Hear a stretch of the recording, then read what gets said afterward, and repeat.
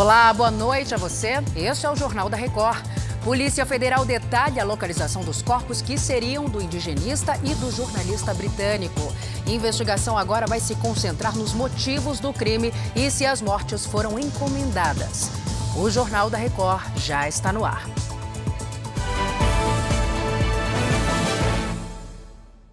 Oferecimento Bradesco. Entre nós, você vem primeiro.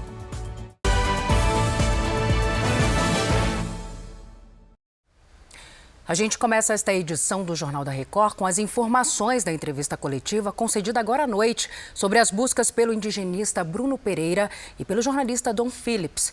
Um homem preso confessou o crime e indicou o local onde os corpos teriam sido enterrados. Nós conseguimos aí que o primeiro preso, nesse caso, conhecido por Pelado, o senhor Amarildo, ele voluntariamente, no final da noite, resolveu confessar a prática criminosa. Ele narra com detalhes o crime realizado e aponta o local onde havia enterrado os corpos. Se compromete a conosco hoje ir até o local, apontar o local para que a gente então pudesse confirmar a existência desses corpos lá enterrados. Aqui, 3,1 quilômetros mata dentro, local de dificílimo acesso. No local foram feitas escavações, ainda estão sendo realizadas. É um local onde a gente não tem contato telefônico com os nossos policiais, todas as forças estão presentes lá. Então, um agente da Polícia Federal teve que sair do local para me comunicar que foram encontrados realmente remanescentes lá humanos, e aí a escavação continua, tá? Mas já há remanescentes humanos ali que foram encontrados. E não foi possível, então, ainda trazer a embarcação que será trazida amanhã, mas nós sabemos, já está plotada o local onde eles fizeram, então, o que a investigação já dizia, né? Colocaram sacos de terra, que foram cavados sacos de terra na embarcação para que ela pudesse afundar. Tiveram que tirar o motor, afundaram o motor, depois afundaram a embarcação, a gente já sabe onde ela está, só não houve tempo hábil ainda de trazê-la, mas amanhã isso acontecerá. E nós temos 2 pelotões especiais de fronteira na área. Cada pelotão gira em torno de 70 homens. Então, esses efetivos permanecem. Além disso, como a região é muito grande, nós fazemos os aumentos do efetivo baseado em operações de inteligência ou em relação às operações, onde nós deslocamos, às vezes em ambiente interagência ou às vezes em ambiente individual, operações para aumentar o efetivo da área em determinadas áreas e tempo específico. A partir de agora, então, nós passamos nessa nova etapa, a fase de identificação desses remanescentes humanos que estão sendo coletados com a maior dignidade, visando preservar também a cadeia de custódia de provas, super importante. Esses remanescentes humanos serão encaminhados amanhã para o nosso Instituto Nacional de Criminalística da Polícia Federal em Brasília. Então, esse é o trabalho que vai ser realizado pela perícia a partir de agora. Ela vai descobrir, então, a causa da morte, as circunstâncias do crime, obviamente aliado com a investigação que ainda está em andamento, em caráter sigiloso. Nós ainda estamos na parte investigativa realizando diligências e novas prisões devem ocorrer a qualquer instante. Nós estamos avançando bastante, afinal de contas, são só 10 dias desde o acontecimento dos fatos, em que todas as forças estão unidas, integradas, trabalhando incansavelmente, de forma ininterrupta, para o esclarecimento desse caso. Bem, a Polícia Federal também destacou os próximos passos da investigação. E quem tem os detalhes para a gente é o João Luiz Onetti, que acompanhou a entrevista coletiva em Manaus. Oi, João, boa noite. Boa noite, Salsi. A Polícia Federal instaurou um inquérito para apurar quem são os mandantes, o possível envolvimento de outras pessoas, bem como a motivação para esse duplo homicídio. Há diversas linhas de investigação que são mantidas em sigilo para não atrapalhar o andamento dos trabalhos. De acordo com a Polícia Federal, apesar da confissão dos 2 suspeitos, a fase de identificação das vítimas ainda está em andamento. A perícia deve emitir o laudo de confirmação de que os corpos são mesmo de Bruno Pereira e de Dom Phillips. Só então os remanescentes desses corpos poderão ser liberados à família. Salsi. Obrigada pelas atualizações. Durante o dia, as equipes do Jornal da Record acompanharam as buscas pelos desaparecidos. Duas equipes do grupo de elite da Polícia Federal saíram cedo para uma região de mata fechada, que fica perto da comunidade São Gabriel, a cerca de 3 horas de barco de Atalaia do Norte, perto das fronteiras do Brasil com o Peru e a Colômbia. Peritos federais, investigadores e um cão farejador da Polícia Militar de Manaus também participaram das buscas. No final da manhã, os delegados e o promotor do caso chegaram à região. Dentro do carro estava Amarildo da Costa de Oliveira, o Pelado, preso na semana passada. Segundo informações do portal R7, além de confessar o assassinato dos dois e a ocultação dos restos mortais, ele também indicou o local onde isso aconteceu. O suspeito desceu do carro com o rosto encoberto, embarcou junto com os policiais e partiram rio adentro. Os policiais federais acabaram de chegar aqui no porto de Atalaia do Norte. Eles ficaram quase 8 horas no rio. E hoje os policiais foram em um ponto específico. Eles percorreram o local apontado por um suspeito que está preso. A confissão de Amarildo teria vindo pouco depois dele saber que o irmão Ozenei também estava preso. Amarildo e Ozenei são pescadores da região. Testemunhas, elas colocaram os dois no local, supostamente onde ocorreu o crime. Suposto homicídio, qualificado. Bruno Pereira e Dom Phillips desapareceram no dia 5 de junho, quando faziam o trajeto entre a comunidade São Rafael e a cidade de Atalaia do Norte. A região abriga vários povos indígenas isolados. É também cenário da ação de grupos criminosos ligados ao narcotráfico, à pesca e ao garimpo ilegais, além da extração irregular de madeira. Agora a gente muda um pouco de assunto, porque muita gente vai aproveitar o feriado prolongado para viajar. Mais de 500 mil de pessoas devem passar pelo Aeroporto Internacional de São Paulo até segunda-feira. E quem está lá é a Giovana Rizardo. Giovana, boa noite. Oi, Salsi, boa noite para você e a todos. Por aqui, a maior parte das viagens vai ser para Porto Alegre, Recife e Curitiba. Os destinos internacionais mais procurados são Buenos Aires, Madrid e Miami. Entre embarques e desembarques são esperadas quase 520 mil pessoas. Já no aeroporto de Congonhas, devem circular mais de 320 mil passageiros durante o feriado. Os terminais rodoviários Tietê, Barra Funda e Jabaquara são esperadas mais de 540 mil pessoas só entre quarta e quinta. E nas principais rodovias paulistas devem passar 3.800.000 veículos nesse feriadão, segundo o governo do estado. Salsi. Obrigada, Giovana. Agora nós vamos ao Rio de Janeiro saber como está a movimentação nas estradas por causa do feriado prolongado. O repórter Pedro Paulo Filho acompanha tudo e tem as informações pra gente. Oi, Pedro, boa noite. Oi, Salso, uma boa noite para você e a todos. Olha, a movimentação foi intensa no fim da tarde e início da noite dessa quarta-feira. A Ecoponte prevê que cerca de 719 mil veículos devam passar pela ponte Rio-Niterói entre os dias 15 e 20. E estima que cerca de 85 mil veículos tenham seguido em direção à região dos Lagos só nessa quarta-feira. Já segundo a concessionária responsável pela rodovia Presidente Dutra, cerca de 465 mil veículos devem deixar as capitais aqui do Rio e de São Paulo. E, de acordo com a Infraero, os aeroportos devem movimentar mais de 600 mil viajantes até segunda-feira. No Santos Dumont estão previstos 1.400 voos. O Galeão espera mais de 70 mil passageiros. Já na rodoviária, a expectativa é de que mais de 200 mil pessoas passem pelo terminal. Salsi. Feriado movimentando aí a economia do país, né? Obrigada, meu querido, pelos detalhes. Agora, o noticiário internacional. A Ucrânia informou que ao menos 313 crianças morreram em ataques durante a invasão russa.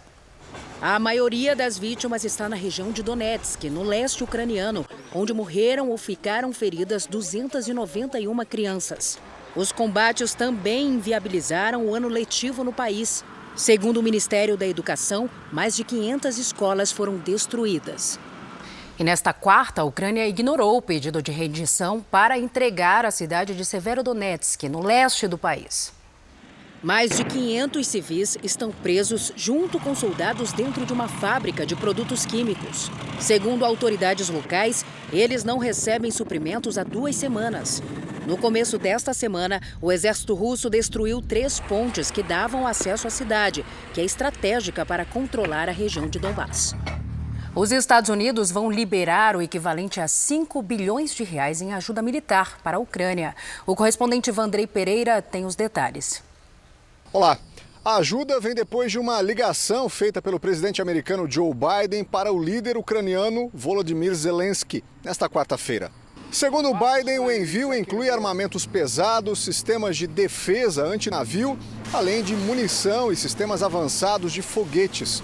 A Ucrânia pressiona os países do Ocidente por entregas rápidas de armas diante da pressão crescente das forças russas na região de Donbass, onde agora se concentra o conflito. A guerra na Ucrânia é um dos problemas que prejudicam a popularidade de Joe Biden nas pesquisas. A aprovação do presidente americano caiu pela 3ª semana seguida, agora para 39%. De Orlando, Vandrei Pereira. A Justiça dos Estados Unidos libertou o homem que atirou contra o ex-presidente Ronald Reagan. Um juiz americano concedeu liberdade sem restrições a John Hinckley depois de 41 anos. Em 2016, ele foi liberado de um hospital psiquiátrico onde recebeu tratamento para depressão e psicose. Hinckley atirou 6 vezes em Reagan do lado de fora de um hotel em Washington, em 1981. O ex-presidente sofreu uma perfuração no pulmão, mas sobreviveu ao atentado. Ainda nos Estados Unidos, um grupo de especialistas da Agência Reguladora de Medicamentos recomendou as vacinas contra a Covid-19 da Pfizer e da Moderna para crianças menores de 5 anos. A recomendação abre caminho para que os órgãos de saúde aprovem os imunizantes ainda nesta semana. Se autorizada, a vacinação pode começar já na semana que vem. O imunizante da Pfizer teve 80% de eficácia. Já a vacina da Moderna demonstrou ser 51% eficaz em bebês e 37% em crianças. De volta ao Brasil, o ministro da Justiça foi ouvido na Câmara dos Deputados sobre a morte de Genivaldo dos Santos durante uma abordagem da Polícia Rodoviária Federal. Segundo Anderson Torres, foi um caso isolado. O ministro Anderson Torres foi questionado sobre a morte de Genivaldo dos Santos, que sofria de esquizofrenia e morreu após uma abordagem de agentes da Polícia Rodoviária Federal. O ministro disse que todas as providências possíveis foram adotadas e os policiais foram afastados. Um caso grave, um caso, lamentável, mas que da nossa parte o que podia fazer, o que podia ser feito, realmente foi feito, que eu tenho toda a certeza que esse ato foi um ato isolado, esse ato não condiz com a realidade da PRF. O ministro Anderson Torres também respondeu sobre a presença dele e do presidente Jair Bolsonaro em evento em Orlando, nos Estados Unidos, com a participação do blogueiro Alan dos Santos, com mandado de prisão em aberto no inquérito das fake news do Supremo Tribunal Federal. Eu não estive com esse cidadão lá nos Estados Unidos. Eu tive a notícia pela imprensa que esse cidadão estava lá no dia. Eu não tenho amizade, não tenho relacionamento e absolutamente nada com foragidos e outras pessoas que têm esse tipo de coisa. O presidente da Câmara anulou a votação que estabeleceu um teto para a cobrança de impostos estaduais sobre os combustíveis. E o motivo foi um problema no painel de votação. Nesta quarta-feira, o projeto foi votado e aprovado de novo. Foram 307 votos a favor e 1 contra. Os deputados decidiram que combustíveis, energia elétrica, telecomunicações e transporte público são bens ou serviços essenciais. Por isso, o máximo de ICMS que pode ser cobrado é 17%. Este texto já havia sido aprovado na Câmara. No Senado, ele foi modificado e voltou para a Câmara mais uma vez. Os deputados acataram algumas sugestões dos senadores, como, por exemplo, a determinação de que, em caso de perda de arrecadação dos estados, a União compense valores para garantir os repasses mínimos para saúde e educação. A Câmara também aprovou a decisão do Senado de zerar os impostos federais para gasolina, álcool e gás natural até o fim do ano e acrescentou o gás veicular. O projeto começa a valer em 1º de julho, mas ainda aguarda a sanção do presidente da República. O vice-líder do Republicanos na Câmara defende o projeto. Se conseguimos reduzir o preço dos combustíveis, se conseguimos reduzir o preço da energia, nós estamos reduzindo o preço de tudo. Nós estamos reduzindo a inflação. Todos saem ganhando. O Supremo Tribunal Federal decidiu mudar os critérios para repasse aos estados e municípios dos recursos arrecadados com a cobrança do salário e educação das empresas. Então vamos até Brasília conversar com o repórter Alessandro Saturno, ele vai explicar melhor para a gente. Oi, Alessandro, boa noite. Olá, Salsi. Boa noite para você e a todos que nos assistem. Por 7-4, prevaleceu o voto do relator, o ministro Edson Fachin. Para ele, o critério de arrecadação adotado até agora acaba dificultando a qualidade do ensino dos estados que recebem repasses bem menores. Bom, com essa decisão de agora, os estados do Nordeste vão receber uma quantia maior de recursos para investimentos na área a partir de 2024. A ação analisada pelos ministros foi proposta em 2009 por 9 estados do Nordeste. Os governos estaduais contestaram os critérios de transparência e de transferência dos recursos arrecadados com a cobrança do salário e educação, contribuição social paga pelas empresas para financiar a educação pública. Para os estados, Salsi, o critério de rateio, com base no número de alunos matriculados e com a origem da arrecadação na contribuição, apenas favorece estados mais industrializados, a exemplo de São Paulo. Salsi. Obrigada pelas explicações, Alessandro. Boa noite para você. Reclamações relacionadas a serviços de atendimento ao consumidor cresceram mais de 20% este ano. A principal queixa é a falta de solução para os problemas. A fila de espera na agência da companhia de energia é de quem não conseguiu atendimento eficaz pelo site ou telefone. Liguei, me atenderam, falaram que num aplicativo daria tudo certo, eu poderia fazer no aplicativo.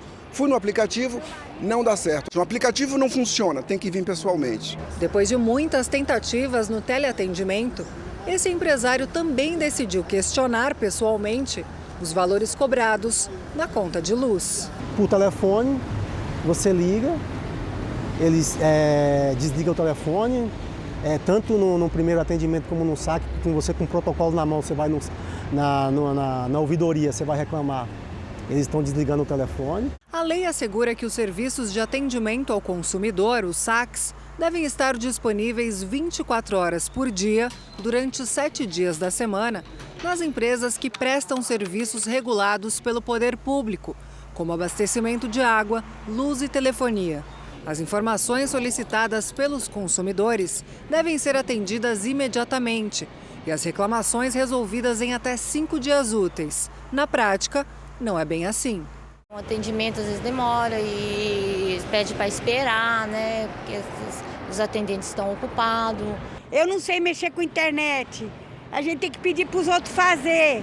Aí para os outros fazer tem que dar os dados e a gente não pode dar os dados da gente para qualquer pessoa. Ao oferecer um produto ou serviço, as empresas costumam prestar um bom atendimento, com funcionários prestativos e dispostos a fechar negócio. Mas o problema surge depois, quando o consumidor precisa efetuar uma troca, cancelar um pedido, esclarecer uma dúvida ou até mesmo fazer uma reclamação. Um levantamento feito pela produção do Jornal da Record mostra que de janeiro a maio deste ano foram registradas quase 60 mil reclamações relacionadas a problemas em saques. No mesmo período do ano passado, foram 47.316. Um aumento de 21%. A principal queixa é a falta de soluções e de respostas. Em seguida, estão a dificuldade para cancelar serviços e para conseguir contato com a área que resolveria o problema. É o consumidor que se dirige até o posto presencial e a empresa fala, não, isso você tem que resolver pelo site. Aí ele tenta resolver pelo site, não, isso é pelo canal telefônico. Quem presta serviço desse jeito, presta serviço com má fé. E a Fundação Procon vai fiscalizar caso hajam denúncias do consumidor. E olha só, o governo de Portugal emitiu um novo tipo de visto para trabalhadores estrangeiros. O documento vai facilitar a entrada de pessoas de outros países que queiram trabalhar no país por um período máximo de 6 meses. Segundo autoridades, o objetivo é promover uma migração segura e ordenada. além de combater a falta de mão de obra. Portugal enfrenta uma escassez de trabalhadores, principalmente no setor de hotelaria e turismo. A polícia colombiana encontrou 1.300 quilos de cocaína em forma de batata. A apreensão foi feita na cidade portuária de Cartagena. Um container levava sacos com a droga disfarçada em formas de batata e mandioca. A mercadoria tinha como destino portos da Europa, como Lisboa e Valência. Segundo as autoridades, o carregamento foi descoberto porque os sacos não tinham data de validade. Ainda na Colômbia, a Justiça ordenou que os 2 candidatos à presidência do país participem de ao menos um debate antes das eleições de domingo. O Tribunal Superior de Bogotá estabeleceu um prazo de 48 horas para o encontro entre os 2 candidatos. De acordo com a decisão, a ausência do debate fere os princípios da democracia. Os colombianos vão às urnas neste domingo para escolher entre Gustavo Petro e Rodolfo Hernández.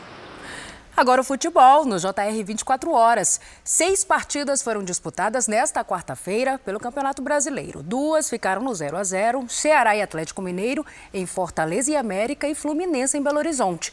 Já o Corinthians empatou em Curitiba e se igualou em número de pontos ao Palmeiras. Veja como foi. Na Arena da Baixada, Roger Guedes bateu falta com perfeição e abriu o placar contra o Atlético Paranaense. No segundo tempo, Vitor Roque foi derrubado por Raul Gustavo. Com a ajuda do VAR, o árbitro marcou o pênalti. Terans bateu e deixou tudo igual.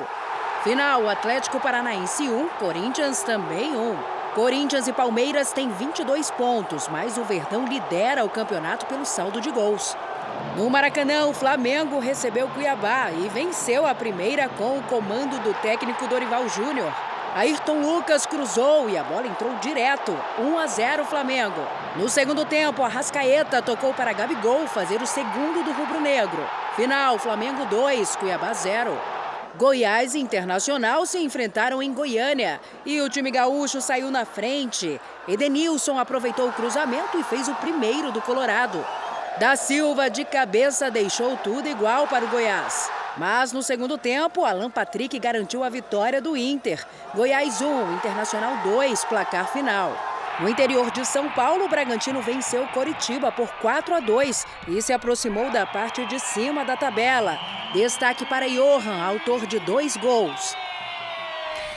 E a Prefeitura de Betim, na região metropolitana de Belo Horizonte, propôs construir um estádio para o Cruzeiro. O Vinícius Rangel explica qual é a ideia. Oi, Vinícius, boa noite. Boa noite, Salsi. A proposta é que o Cruzeiro tenha 80% da receita da bilheteria e seja sócio nesse empreendimento, viu? Os outros 20% vão ficar com o município. O projeto vai ser finalizado em 20 dias e é semelhante ao da Arena da Baixada em Curitiba. A capacidade deve ser de 45 mil pessoas em dias de jogos e de 52 mil para shows. O terreno, de 110 mil metros quadrados, vai ser cedido pela Prefeitura. Essa proposta surge na semana em que Ronaldo Fenômeno tenta negociar uma maior participação do clube nos jogos que faz no Mineirão. Salsi. A gente segue acompanhando. Obrigada, Vinícius. Olha, usar as redes sociais para mostrar a própria vida pode ser uma armadilha. Fotos e vídeos que parecem inocentes passam informações preciosas para os criminosos. E a exposição aumenta o risco de roubos, sequestros e até de assassinatos. De brincadeiras e shows a dicas de maquiagem. Então, meninas, hoje vai ser uma maquiagem muito básica. Se a gente somar os perfis nas redes sociais de Mayla e do marido, o cantor Marlon, são mais de 7 milhões de seguidores. Você acorda de manhã já se filmando, bom dia, gente, hoje tô indo para tal lugar. É o seu trabalho, você vive disso, né? Intimidade dividida sem receios. Mas no fim do ano passado, os dois levaram um susto, nada virtual. Então é hoje às 17 horas, hein? Logo depois de mais uma postagem como essa, durante um show numa cidade vizinha, a casa do cantor foi invadida por 3 criminosos. Eles agiram com naturalidade, sem pressa, como se soubessem cada detalhe da vida do casal. Tudo registrado pelas câmeras de segurança. Vestindo capuz, eles pularam o muro e entraram na casa sem dificuldade. Ainda conversaram enquanto vasculhavam os móveis e andavam pelos cômodos. Por quase meia hora, recolheram tudo que encontraram de valor. Os criminosos não foram identificados e o casal resolveu mudar da casa. Antigamente a gente filmava muito na frente da casa, aparecia até número, tudo que a gente placa de carro. Tudo. Ali você está demonstrando todos os seus bens, né, os seus valores e de certa forma isso chama a atenção de uma pessoa que quer cometer algum crime. Esse promotor de justiça explica que tipo de cuidado deve ser tomado na hora de postagens na internet. Eu orientaria que colocasse o mínimo de informações pessoais possíveis, como o nome de filhos, né, de esposa, de marido. No mês passado, o promotor paraguaio Marcelo Pet, que trabalhava no combate do tráfico de drogas e crime organizado, foi assassinado numa praia da Colômbia durante a lua de mel. Parte da rotina, localização e fotos tinham sido compartilhadas nas redes sociais da esposa, que estava grávida. Os suspeitos da morte do promotor foram detidos depois da repercussão internacional do caso. Ficou alerta, né? Este foi o Jornal da Record. Outras informações no Fala Brasil às 8h30 da manhã. Você fica agora com o Fala Que Eu Te Escuto. Uma ótima noite para você. Cuide-se. Tchau.